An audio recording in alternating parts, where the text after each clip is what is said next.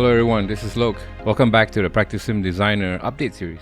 This is update 0.20, so I have a bunch of new things for you. Let's dive into it. The first one is, if you notice, I've changed the default wall and ground texture to something much more simplified. So I've changed it to a light gray plaster wall color and a gray on white grid. That simplifies the look and feel of the stage so that whoever designs using the default color scheme will find that the printouts for your stage design is much cleaner that way, because you don't have to really print white.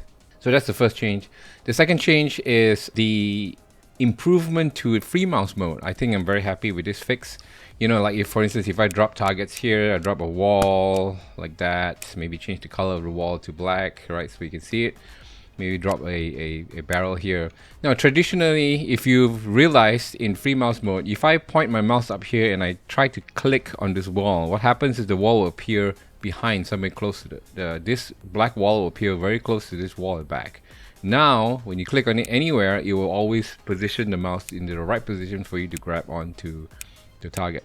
So you won't have this weird looking jump forward and come back again anymore.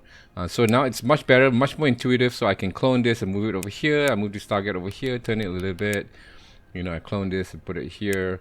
It's a lot more easy to use now. So you can see targets don't jump about anymore. And so this will lead to a much better editing experience. If you haven't tried free mouse mode, I really urge you to try free mouse mode now. The default setting for this tool is in FPS mode. Basically, this is disabled. So if you go over to settings, if you want to try free mouse mode, just turn this on, and now you have this really interesting capability. So if you move WASD with your keys, it will move you forward, backwards, and so forth, just like the normal FPS mode. But if you want to move your look around, you just hold on to your right mouse button, and now you can move the camera around like this. And so this can stay stationary up here. You can start dropping props here on the floor, maybe drop a steel over there, move around here, and if I want to move it, I'll just move the prop over here. So as you can see, a lot more flexible and a lot more accurate for designing stages. I hope you all like that one. The next thing is there was a request to be able to do a quick screenshot. So for instance, I can go over to my cameras here and I can mess around with my cameras and settings and so forth, but there are some requests from users who just want to do a quick screenshot. So let's say if I hide the numbers here and I want to do a quick screenshot, all you have to do is just hit CTRL-BKSP. When you hit CTRL-BKSP, now you see that a screenshot has been saved to this folder. You can very easily go into that folder, and you see, if I go over and try to open up that folder, that file now, you see the screenshot has been captured very quickly.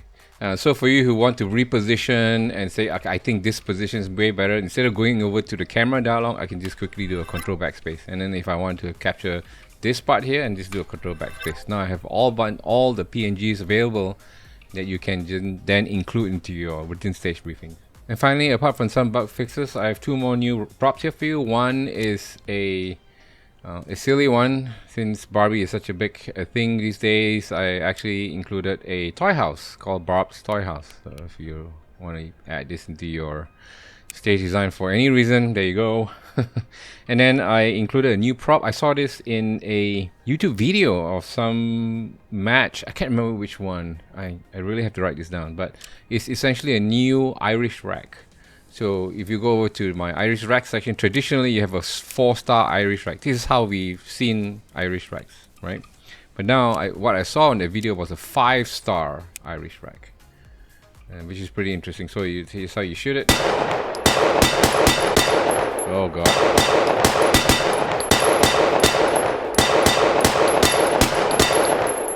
Yeah, there you go. So now instead of a 4-star Irish rack, you now have a 5-star Irish rack. How we like that? So that's it for update 0.20. I'd like to take the opportunity to thank my Patreon subscribers for supporting the project so far. I appreciate it wholeheartedly. If you want to be a Patreon subscriber, you can check out this link. Apart from that, I'm heading over to Billings, Montana for Area 1 this weekend. I hope to see some of you there. If not, enjoy the weekend. Wishing you lots of alphas, and I'll see you on the range.